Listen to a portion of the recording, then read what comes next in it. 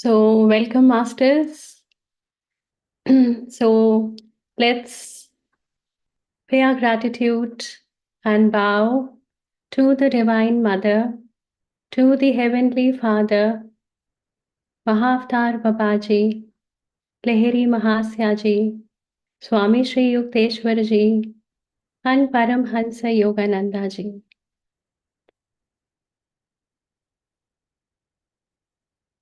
May the inspiration from the book Autobiography of a Yogi be a vehicle for bringing in the light, for bringing in the joy within us, and may it banish the darkness of ignorance within us.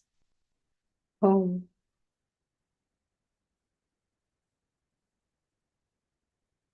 Masters, in the last session,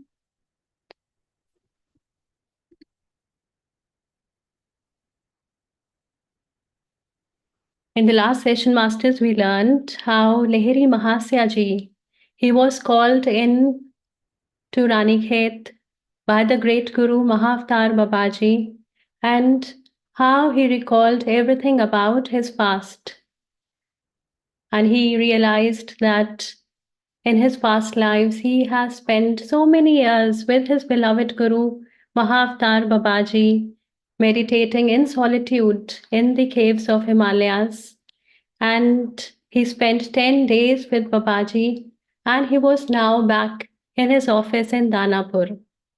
But now, this Lahiri Mahasaya ji, he was now a changed person, for now he realized what his life purpose was.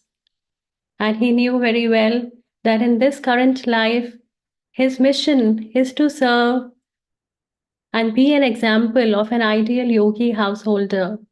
That is, apart from fulfilling his responsibilities, his duties as a householder, taking care of his family, his children, going to the office, he also has another responsibility, which is to help others who are walking on the spiritual path, to guide them. And Lahiri Mahasaya ji's life is an example for us, which clearly shows us that liberation is very much possible for each and every person, that we don't need to renounce anything of the world to attain moksha, to attain enlightenment. Especially in those days of 1800s, there was a very strong notion among people that liberation can only be obtained, can only be achieved by people who have renounced all the worldly things, who lead a monastic life, who are ascetics. But this notion was banished through the life of Lahiri Mahasaya ji, that each one is deserving to walk this path, that each one is deserving to attain enlightenment while dutifully fulfilling one's responsibilities. Masters, let's continue with our journey. And if you are following along us with the book, then we're on chapter number 35, which is the Christ-like life of Lahiri Mahasaya. So we start with listening to a very mystical story on the life of Lahiri Mahasaya ji.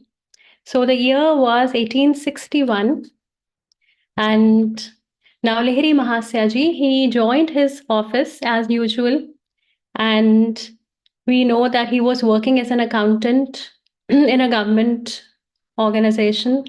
And in those days, in those times, India was ruled by the Britishers. So Lahiri Mahasaya ji, he had an employer who was an Englishman. So this English employer, he noticed that there is some transcendental change, that there is some spiritual change in Lahiri Mahasaya after he's back from Ranikhet.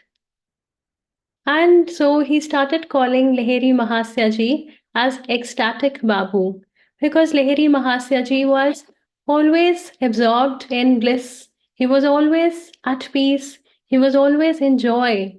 And therefore, this Englishman, he gave him a name of ecstatic Babu. And now what happened one day was that one day, as usual, when Heri Mahasyaji, he was in his office, he noticed that his employer, he looked very sad. So Lahiri Mahasyaji, he asked him that what is the reason of you being so sad? And this English employer, he said that my wife in England, she is critically ill. She is very ill, and I don't know how to help her because even if I go to England, it will take months because in those times, the only mode of transportation from one country to the other was ships, which meant a considerable long period of time, which included months. So obviously, he was very sad and disturbed because his wife was critically ill. And so Lahiri Mahasyaji, he assured his employer that you don't worry. I will bring a word about her. You don't worry.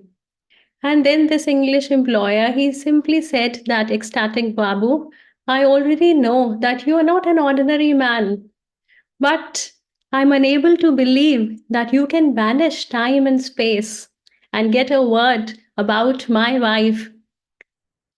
But Lahiri Mahasyaji simply he sat in for meditation and he stayed in meditation for some time. And then when he came out of his meditation with a smile on his face, Lahiri Mahasyaji, he said to his English employer that don't worry, your wife is doing perfectly fine now. And at this very moment, she is writing a letter to you.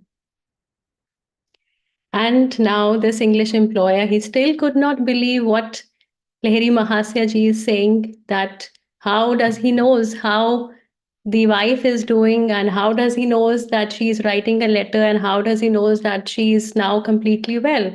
So, he did not pay much attention to the words of Lahiri Mahasya ji. And now the letter soon arrived to the English employer from his wife that contained not only the good news of the miraculous recovery of his wife, but it also had the same phrases that Lahiri Mahasya ji had shared with that English employer that the wife, she is now recovering. And what happened was that a few months later, the wife, she reached India after undertaking this long oceanic voyage. So she came to the office and she was filled with joy when she saw Lahiri Mahasya ji. And she said to her husband that this is the man whom I saw when I was critically ill, when I was lying sick on my bed. So, this is the man who came in the hallowed form. And at that moment, she said that I got completely cured of my critical illness. And so, we know that Lahiri Mahasya ji, he was a God realized man. And for a God realized man who works with not his individual consciousness, but a God realized man, he works with the God's consciousness. And so, being at two places at the same time, banishing the limitations of time and space, is very much possible, is very much attainable. And people from all religions, whether they were Hindus, whether they were Muslims, and people from all walks of life, whether they were outcast or downtrodden, they all found a new hope under the loving guidance of Lahiri Mahasya ji. And Lahiri Mahasya ji, he always used to advise his disciples and others that remember that you belong to no one and no one belongs to you, and reflect that someday you will suddenly have to leave this world and merge into the and enter into the astral realms. So make acquaintance with God now. Because if you think, if you remain in this delusion that you are this body, that you are this bones and flesh, then this is the nest of troubles, and you will be viciously in this nest of troubles if you don't come out from this delusion. And Lahiri Mahasaya also advised that one should meditate unceasingly, because when one meditates, then one should behold that cosmic spirit, that infinite essence which lies within each one of us, because that is the true nature of every individual. And he also said that, one can solve all his problems in his life only through meditation. Because when we meditate, then we clear all the clutter from our minds. And when the cloud of thoughts it goes away from our minds, then the inner guidance that is present within each one of us, it whispers to us the solutions to all our problems in life. Because we know that as long as there will be life, there will be challenges, there will be problems in life. But when we realize and when we live from this truth that we are the creator of those problems, and so the solutions to those problems cannot lie outside us because we are the creator. So the solutions to those problems also has to lie within us. So when in meditation we connect with ourselves, then we will get solution to every problem, to every dilemma of our lives. And masters, then in the year 1886, when Lahiri Mahasaya ji, he was 56 years of age, it was time for him to retire. So he got retired from his job. And then Lahiri Mahasaya ji, he had a lot of time at hand to guide others. And so then Lahiri Mahasaya ji, he used to spend all of his time remaining at just one corner of his home, in silence, in meditation. And he did not even used to visit the other places of his home. He was so much absorbed in the bliss. He was so much absorbed in this joy that he never felt of going to another place of his home, forget going out of his home. And whenever the disciples they used to come and visit Lahiri Mahasaya ji, they always used to be in awe when they used to see that Lahiri Mahasaya ji, he didn't had any heartbeat for prolonged period of time. He did not had any pulse, and he even did not used to blink his eyes for straight hours. He didn't used to sleep, hardly eat anything. So Lahiri Mahasaya ji, since he was in a state of samadhi, he was in a super conscious state, and therefore depicting these supernatural faculties, it was very normal for Lahiri Mahasaya ji. And then Lahiri Mahasaya ji, okay, I'll just open my slides. I forgot to do that.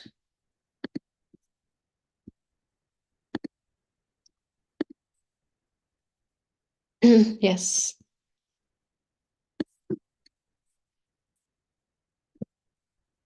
And then, masters, all the people who used to visit him, they all departed with an upliftment of spirit, for they knew that they had received the silent blessing of a true man of God.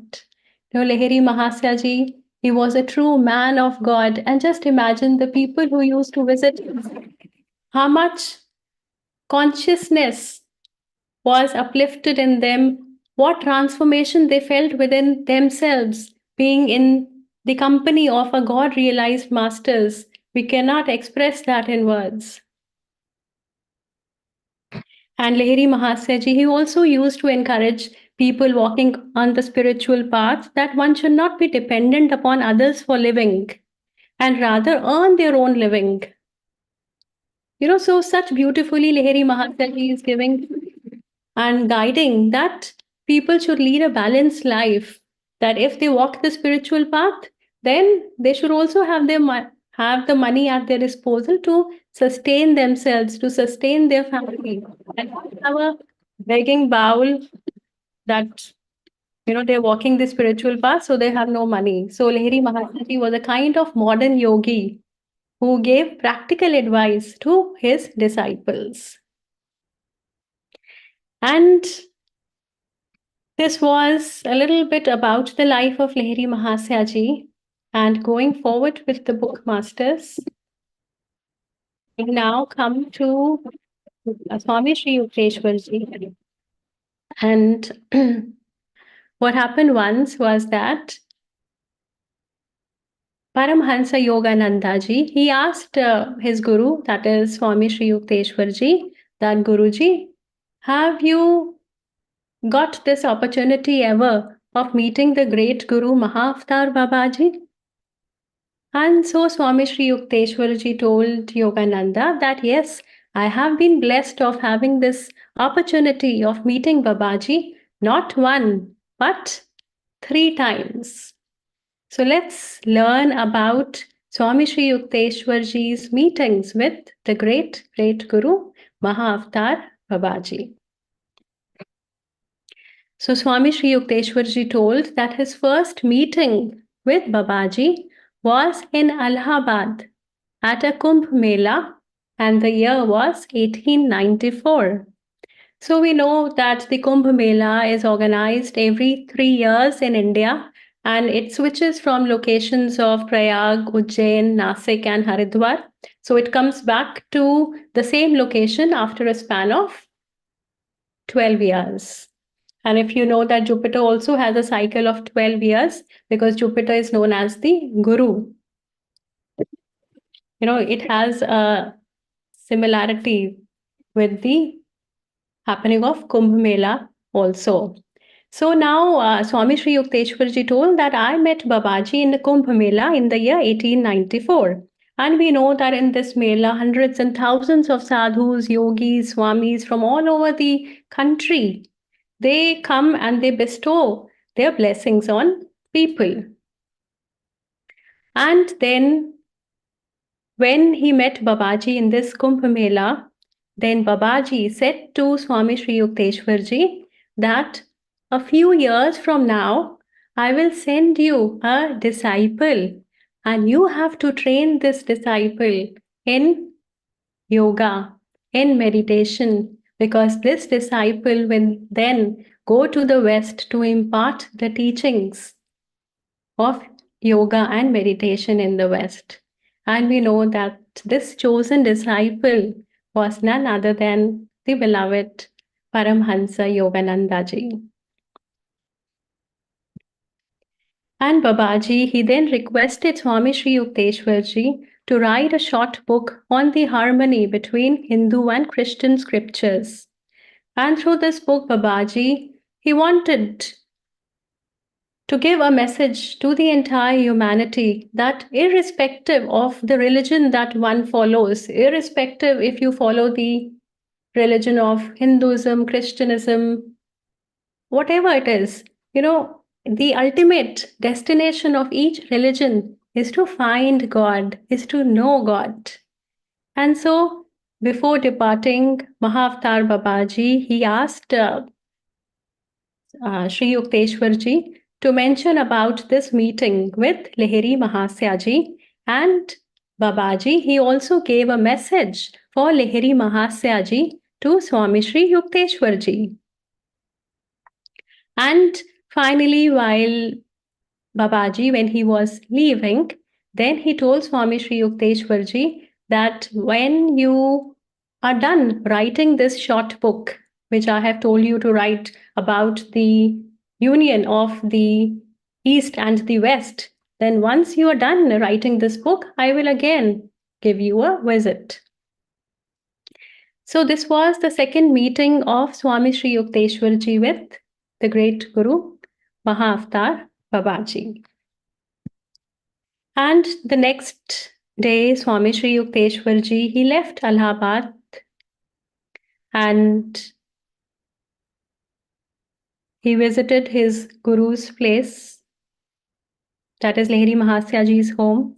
And on reaching there, Swami Sri Yukteswar ji was very happy because he had just met the great Guru Babaji, and he told about this to his Guru.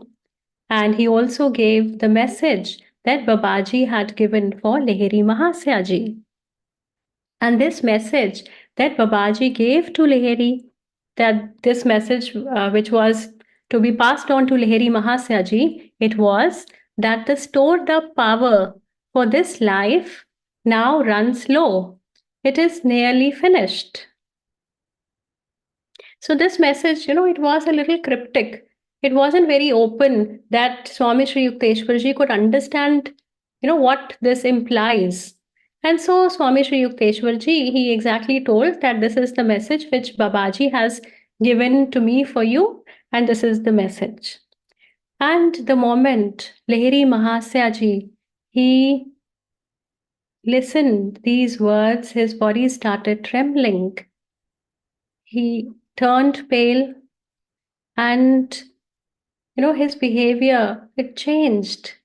He got a little worried, he got a little stressed, and Swami Sri Yukteswarji was not understanding that what this message is, that all of a sudden my Guru Lahiri Mahasaya ji, he has, his outward demeanor has changed so much. And this message was that the message that was given by Babaji, it meant that now Lahiri Mahasaya ji's life is coming to a close, is coming to an end. And it is time for Lahiri Mahasaya ji to move forward in his onward journey. And it is time now near to leave his physical body.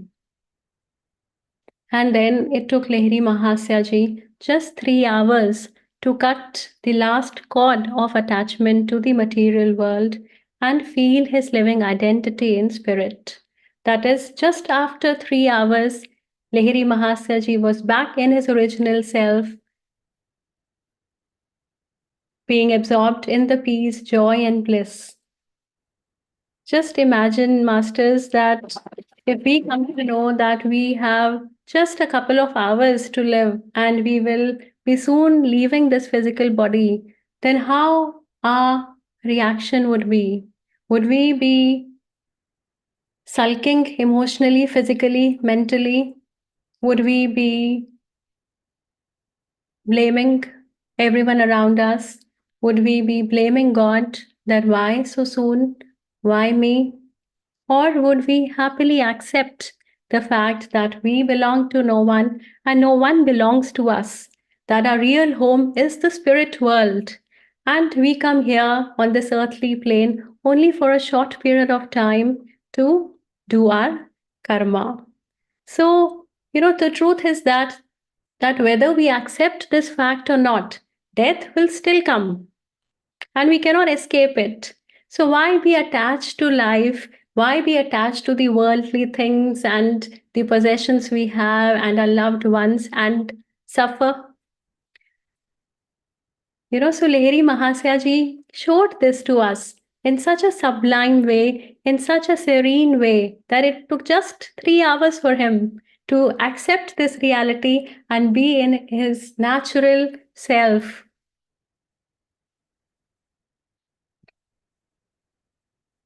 And now, meanwhile, Swami Sri Yukteswar ji, he was working on the book that Mahavatar Babaji had told him to write on the, on the harmony between the East and the West. And the book is called as the Holy Signs.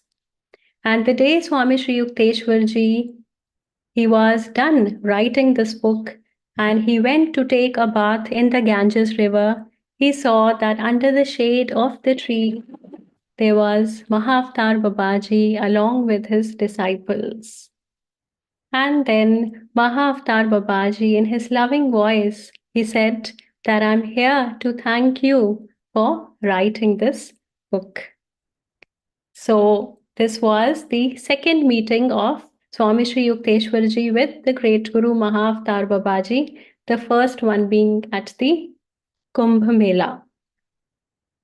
And now Swami Sri Yukteswarji, when he saw Babaji along with his disciples, he was so excited. His heart started running so fast, and in his excitement, in his joy knew no bounds. And he said to Babaji that, Babaji, my house is just round the corner. It is very close by. You please come along with your disciple and grace my home, and please have something to eat there. Obviously, it is very natural for anyone. If our guru comes nearby our house, then obviously we would offer and we would request our guru to please visit our home and please have something to eat. And that is what Swami Sri Yukteswarji also did. And Mahavatar Babaji, he very politely declined the offer and said that no, we are very comfortable under the shade of this banyan tree. And then Swami Sri Yukteswarji said that, okay, I will just run to my home and get some sweets for you. Until that time, you please stay here. You please don't go away from here. And now,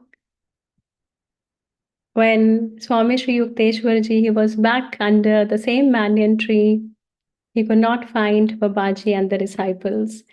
So Babaji and the disciples, they had vanished into the ether from where they had come.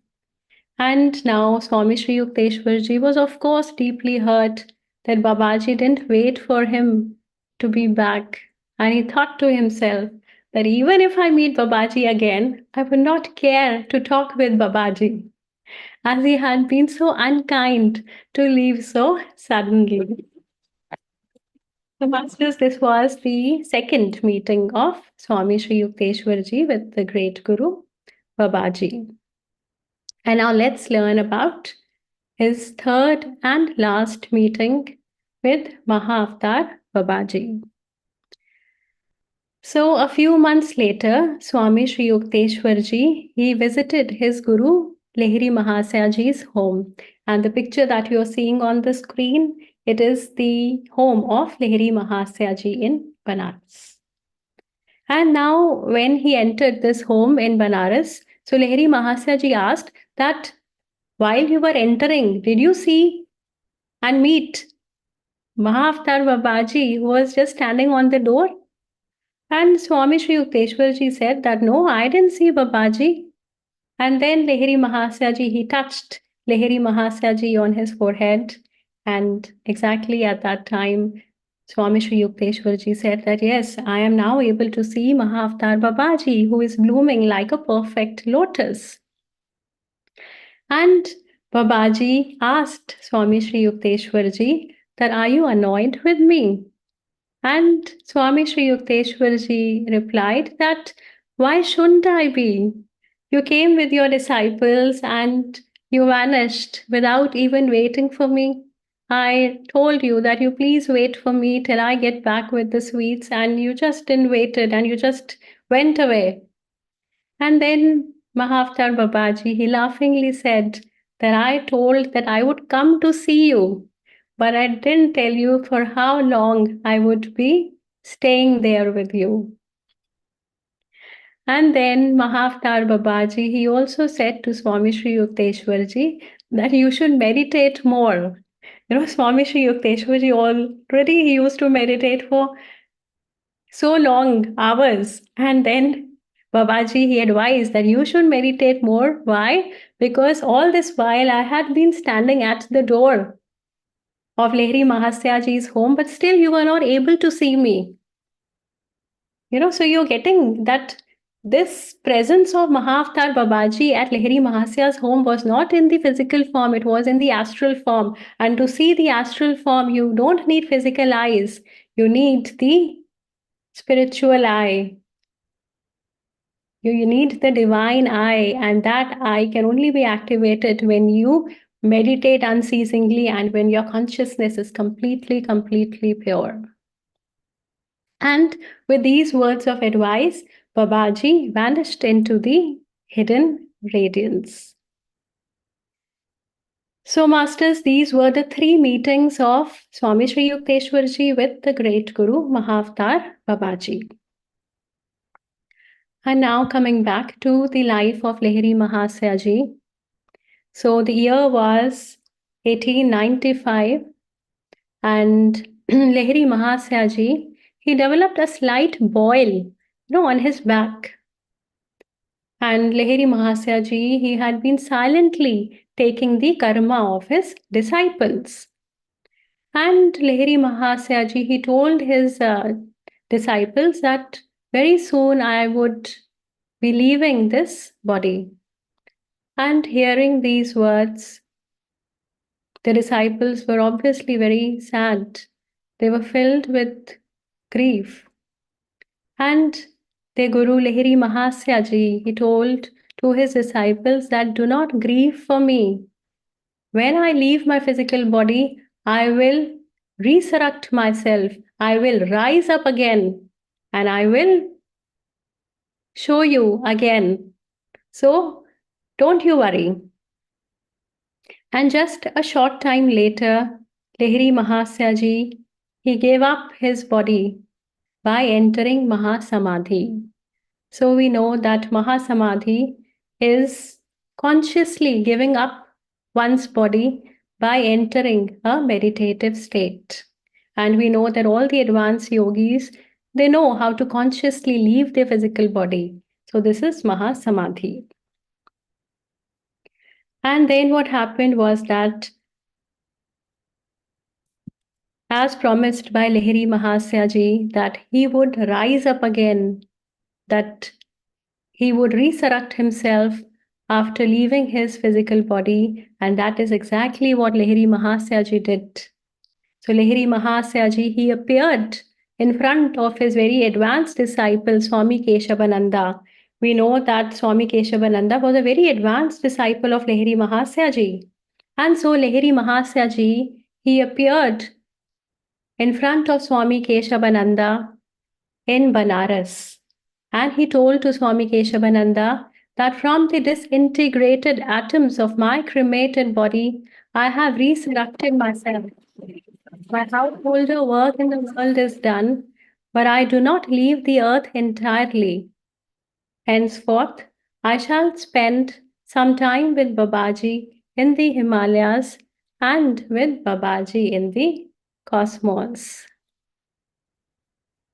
So obviously Swami Keshavananda was very, very happy to see his beloved Guru Lahiri Mahasaya Ji, even when he had left his physical body. And it was not only the blessed opportunity which was given to Swami Keshavananda, Lahiri Mahasaya Ji's other 2 disciples, Panchanan Bhattacharya, who used to live in Calcutta, and another disciple, Swami Pranavananda. And we have already learnt about Swami Pranavananda in the previous lessons, and he was also known as the saint with 2 bodies. And Swami Pranavananda, at that time, he was in the Ranchi school in Bihar.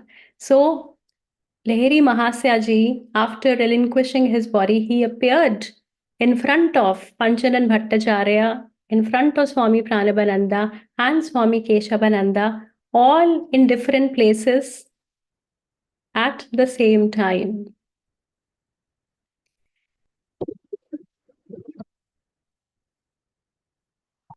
Just in this way, the beloved Guru Lahiri Mahasaya Ji, who is also known as India's Yoga Avatar, he left for his onward journey, giving a strong message that a householder too can attain spiritual freedom while fulfilling his responsibilities. And we know that there's a definite time when we took birth, and there is a definite time when we leave our physical bodies. Because when that designated time comes, the body will find a cause to go.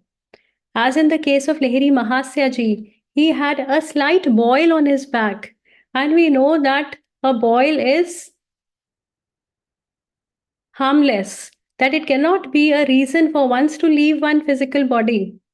But, this clearly shows us that the cause, no matter how small, no matter how trivial it may be, but when the designated time comes, even that cause, it becomes a reason for one to leave one physical body, because the body has to go at the designated time. It doesn't depend upon the cause. A cause will manifest on its own, and it doesn't matter if that cause is trivial. And so, masters, then in the end, I would also like to add on here is that when Lahiri Mahasaya ji, he left his physical body, that is, he entered Mahasamadhi, then he just sat in the lotus position, he faced the north, and he left this body from the crown chakra. And the crown chakra, the Sahasrara chakra, is known to be the center for liberation. That is, when one exits his body from the crown chakra, from the Sahasrara, then one becomes a Paramukta. One attains liberation from the cycle of birth and death. So, in our body, we have 4 directions. So, we have the forehead, which is the east. Then we have the back of the head, which is the west direction. North is the crown of the head. And then we have the south, which is the tail of the tailbone. And we know that we have 6 energy centers. So, depending upon what kind of life we have lived, depending upon what our karmic account is, depending upon what is the frequency that we vibrate at, depending upon all these reasons, we exit our body from the corresponding chakra. So if a person has been completely into the worldly things, completely into the material things, then obviously he would leave and exit his body from the root chakra. If a person has a very expanded heart and he knows how to live in the oneness consciousness because his consciousness is so expanded, then obviously he would exit his body from the heart chakra. And we know that Lahiri Mahasaya ji was such an enlightened saint, then obviously Lahiri Mahasaya ji, he liberated his body from the crown chakra or the Sahasrara chakra towards liberation. And then, masters, next, I also had to show you this book. This is the book that Swami Sri Yukteswar ji wrote, and this is the Holy Science.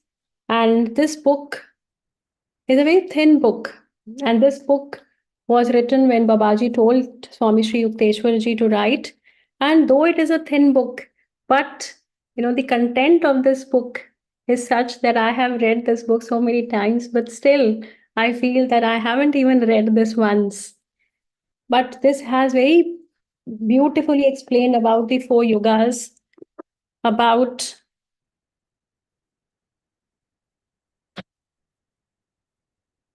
the universal about the universal evolution of consciousness, of energy, matter, of the entire spectrum of experience that we called life. And it is a very beautiful book.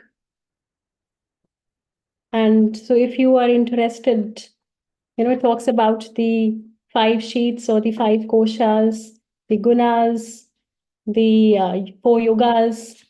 So just if you would be interested, this is the book that was written by Swami Sri Yukteswar ji on the insistence of Mahavatar Babaji.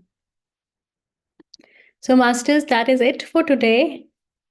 And I thank you so much to all for joining in today's session. And now this platform is open to all of you. And I would also request you to switch on your cameras. Thank you, masters.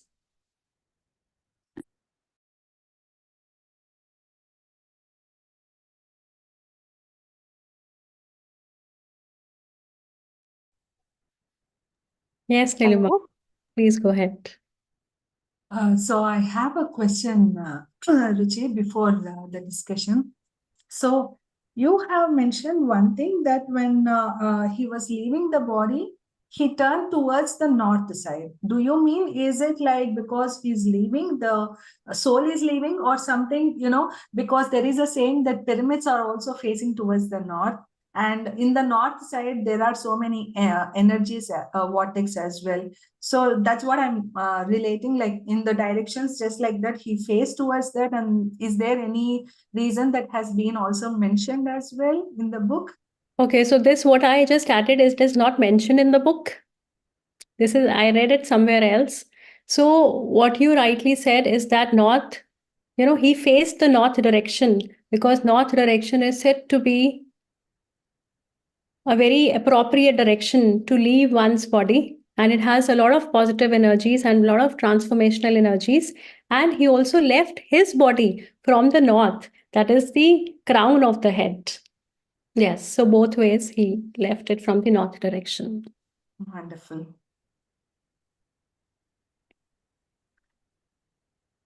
Yes, Anuji, I see your hand raised. You're most welcome, but you also need to switch on your camera, Anuji.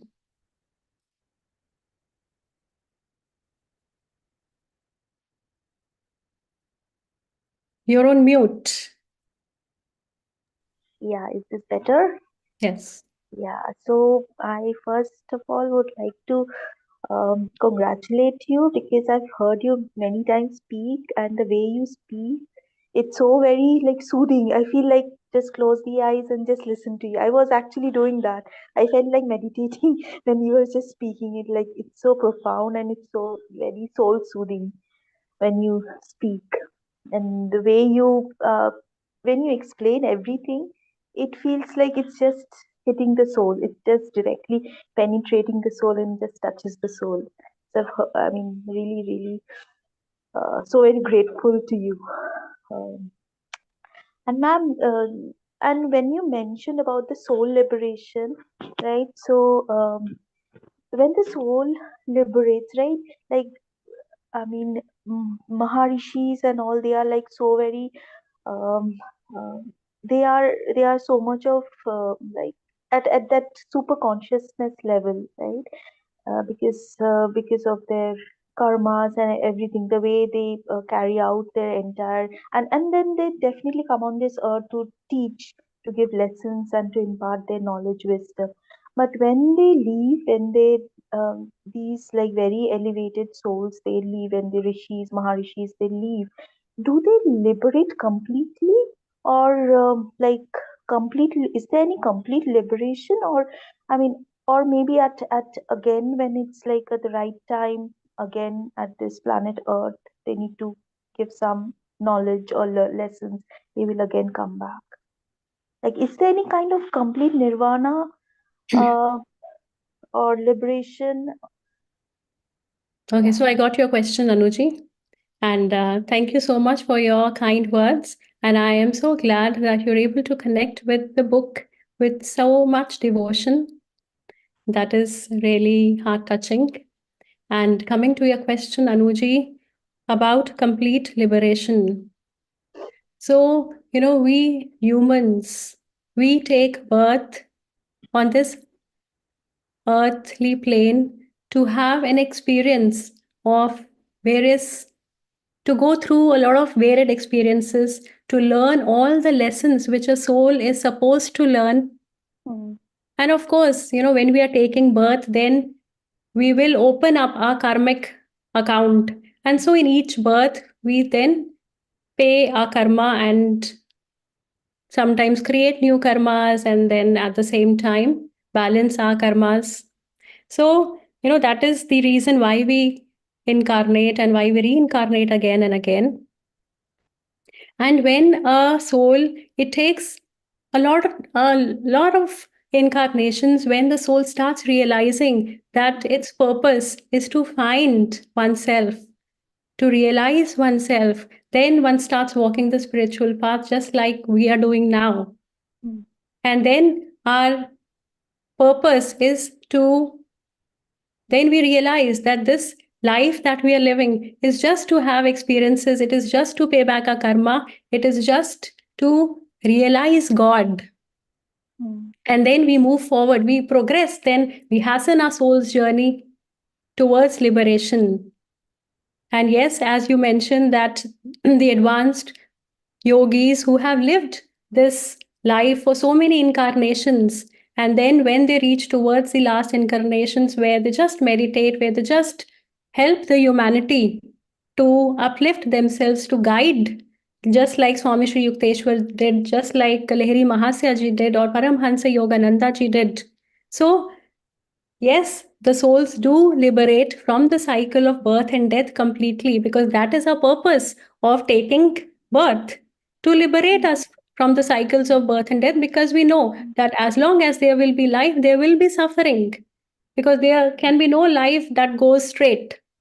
There will be ups and downs. So yes, complete liberation is the ultimate goal. That is enlightenment. And yes, having said that, when the soul gets completely liberated, then it depends upon that soul. It is the free will of that soul to reincarnate again and come back on the earth to help others also liberate. So when a person realizes oneself, then he's called as a Jivan Mukta. And when a person with this self realization, he leaves away the physical body, just like Lahiri Mahasaya ji, we spoke about him today. Then he becomes a Param Mukta. That is, he is done with all his karmas. He's done with all the experiences, all the learnings, and his karmic balance is now neutral. But now it is up to him that whether he remains in the spirit world, in the astral world, or whether he reincarnates again to help humanity. Then karma will not touch him. Oh, very profound. Very, very profound. Thank you so much, Ruchi ma'am. And I have like you mentioned about the chakras, right? So when I meditate, or when like there are certain situations where I feel there's a deep pain, like in my heart. In your I heart. mean, yeah, I feel. I mean, there's some deep emotions at certain points. Not like, I mean, when we go through our journey, right? Like at certain points when we reach that okay, maybe the soul has come to realize that I mean, the soul has to realize something. Because I have always been trying to understand what's my journey, what's my soul purpose. That has always been my, like, what is my purpose in this life? What am I supposed to do? So that has always been my intent and look out for. But um, and as I'm like moving towards the spiritual thing, the spiritual journey, like as I'm making myself towards that, like I'm taking very, very baby steps, but yes, I'm towards it. And this quest for knowledge has always been there within me, because from right from childhood I've been to many good, not like many, I've been with the gurus, like not physically, but then you have you say, right, like take a guru mantra, something like that, right? I've taken that. So different journey, but now I'm here because probably that quest for my knowledge to understand more about the cosmos, universal power, my soul purpose, I have been here. Now I'm really, I mean, so thankful that I have been here, and so that I can like begin and understand that. But just one very, I mean, curiosity, or like which I'm trying to understand, maybe also not liberate completely, but actually get away from that deep, deep feeling of what do I say, anxiousness, which I feel within the heart at times, and it just gets so intense. Uh, then I try to meditate and all, but doesn't go away. That is it. That something to relate it to my heart chakra, which is something is stuck. Some very deep things are stuck, and that's why I feel it almost feels like a physical pain within the heart, which I feel. So, and which I want to like come, maybe try to experience, and then definitely I want to come out of it. So, Anuji, does this pain extends itself when you come out of meditation? That is, when you're not meditating, do you still experience the pain in the heart?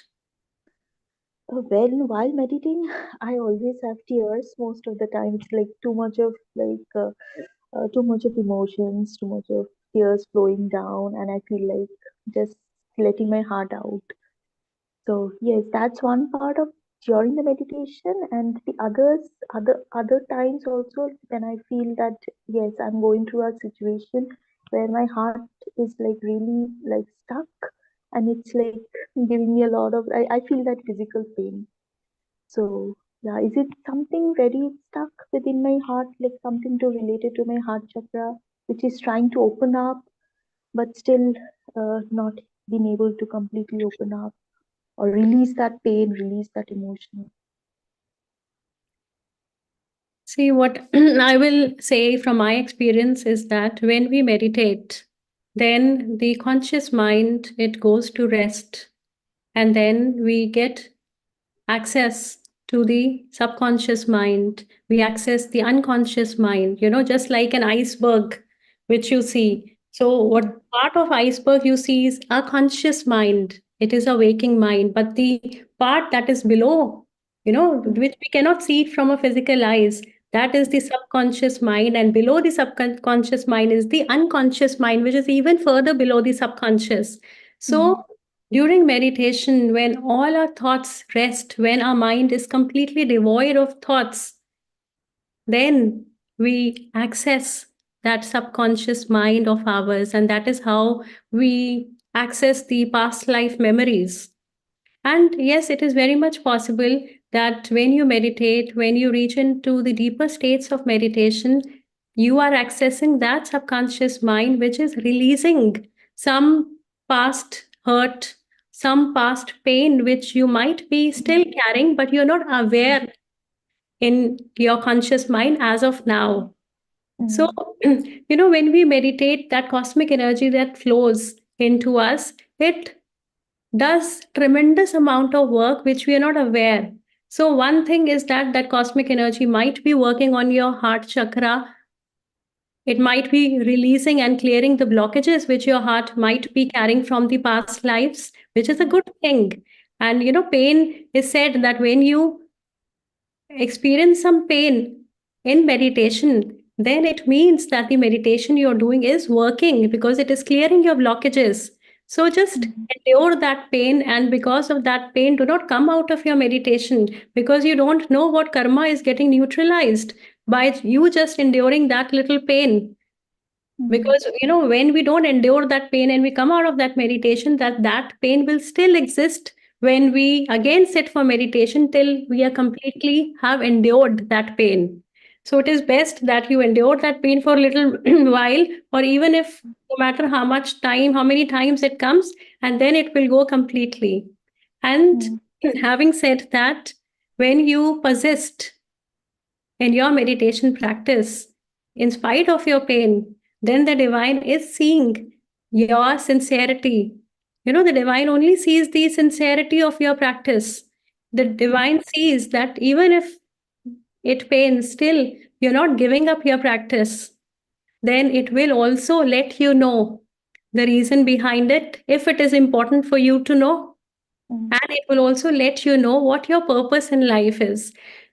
Because, because when we come to this journey, then definitely this question comes to each one of us, that what is my purpose of life?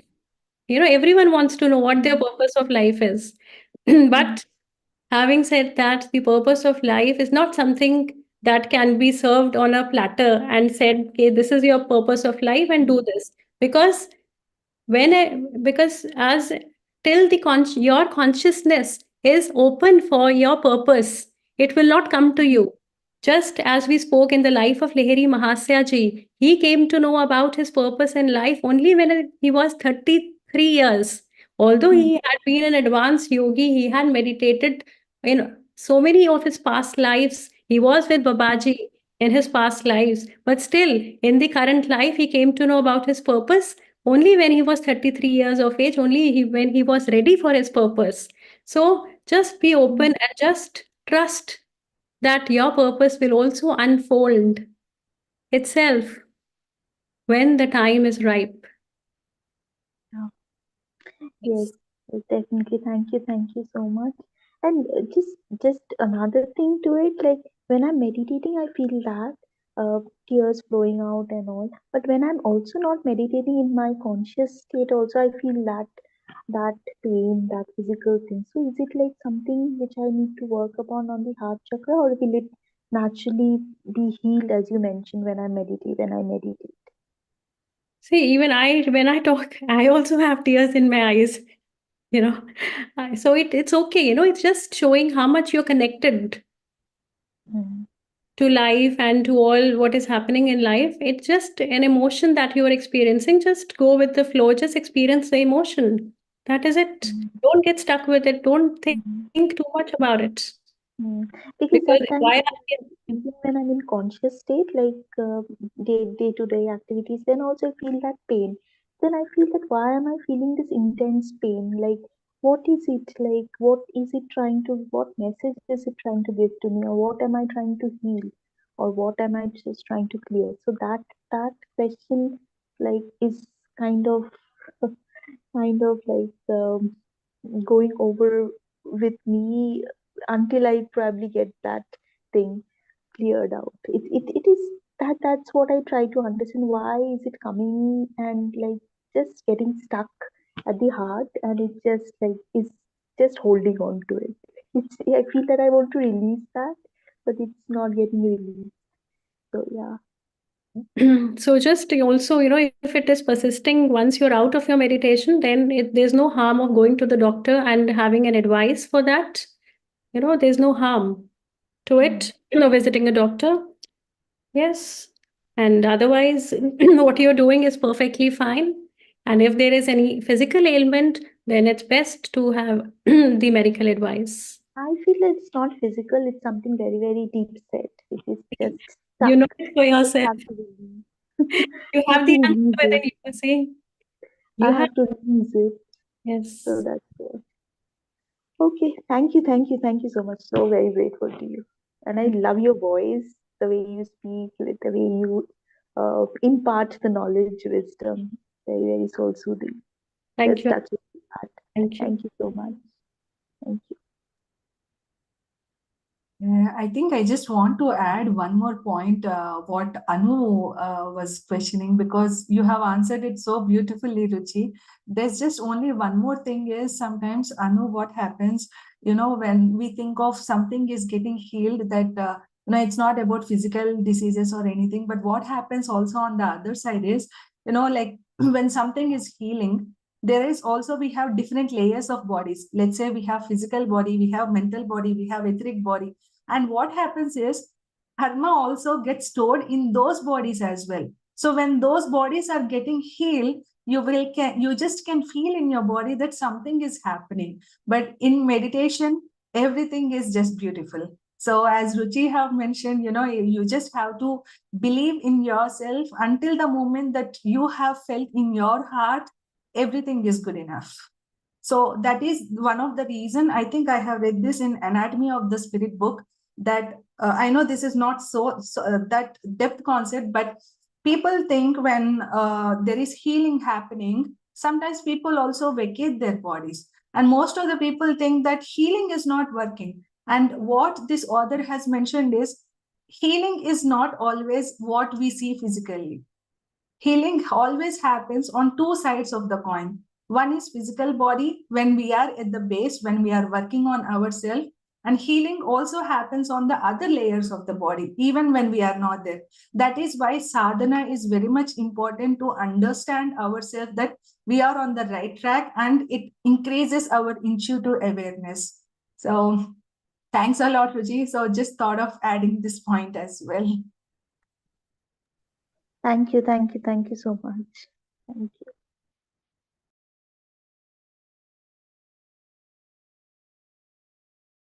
And last but not least, I enjoyed also today's session, Ruchi, because another thing is that, how when we take this life, how we go through emotions. It doesn't matter if it is Babaji or Yukteswar Giri or whatever, whoever form we took the birth. It's just that, sometimes we as a person also goes through emotions, in the sense like, I miss the meeting, like I have miss to meet. And that's the real Maya, that how we came to this earth and how we have to enjoy ourselves. And in every emotion, we think that we are going through some pain or we are getting hurt. But on the other side, it's just a play. So, yeah, that's what I have enjoyed when you are just mentioning about. And it's very nice to hear that how all these masters are going through in their life journey, that if they are giving us in a every detail form, that we know how we have to enjoy our life. And the other part that I have learned is, like, we sometimes think that masters are super strict on us, but at the same time, how compassionate they are. Because when you said about when Lahiri Mahasaya is leaving, it's just like he took the karma of his disciples. It shows how compassionate a master is. We always think that they are strict on us, but at the same time, the compassionate is something that we always have to incorporate on. So beautiful. Although I have listened from the middle, I still will catch up. But from where I have started to listen, I thoroughly enjoyed today's session. Thank you. Yeah, thank you so much, Nilima. And you rightly mentioned that the masters are strict, and they're strict for our betterment. And they silently take over our karmas. We don't even know when they have taken our karmas. And when I say taking the karma, it's not that I and you can do. It's only the God realized person who is in communion with God. Only they have this capability to take away silently the karma of their disciples, and why do they do so for their disciples? Because they know that the disciple is deserving because the disciple's consciousness has now been raised to such a level that if just a little bit of karma is taken, then they might attain liberation in this lifetime only, and they might not have to come and reincarnate so many times just to work out their karma. Why? Because if they come again, then there's also a tendency that they might incur new karma. So, the guru's role becomes so much quintessential and so much significant in the lives of disciples. Yes, Nilima. Well said.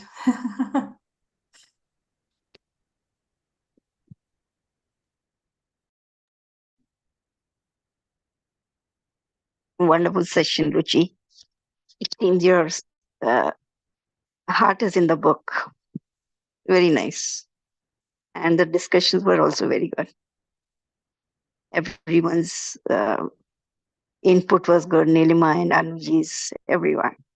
Thank you, everyone. Thank you so much, Mamtaji, for your kind words. And you just mentioned that I'll share something about me. I don't know, when I see a person, then I also feel like sharing. Because if I don't see a person, then I don't build any connection. It's like I'm talking to somebody who's put a hand on his face. So, when you say that I read, so when you say that I read this book with connection, so I'll just share how this connection got built up. That everyone's phase in life is, everyone goes through a phase in life where they don't understand what is happening in one's life. Why is it happening? Right. And they undergo hell. They undergo hell. Right. And that is when one reaches the lowest point in one's life. That is when the turning point comes. That is when the person takes 360-degree turn in one's life. And that is when one becomes open to something which he had never thought of doing that before. If a person is leading a very joyous life, if everything is good in that life of a person, he's having a very good job, very good family life, everything is very good, then obviously that person would not think of leading a spiritual life. That person would not think of meditating because he's happy partying, he's happy and enjoying his life. Only when a person, so this is also said to be a blessing in disguise when a person goes through that hell, because that opens so much new possibilities for that person. And when I read this book, then even I felt that this life that I'm leading is not even meant for me. And that is how Exactly. book showed me to have an entirely new perspective in life. And There is a reason for everything, right? true, Mamtaji, very true. You Yes. know, I read this book long time back in the year 1976, Okay. and I'm also from Banaras.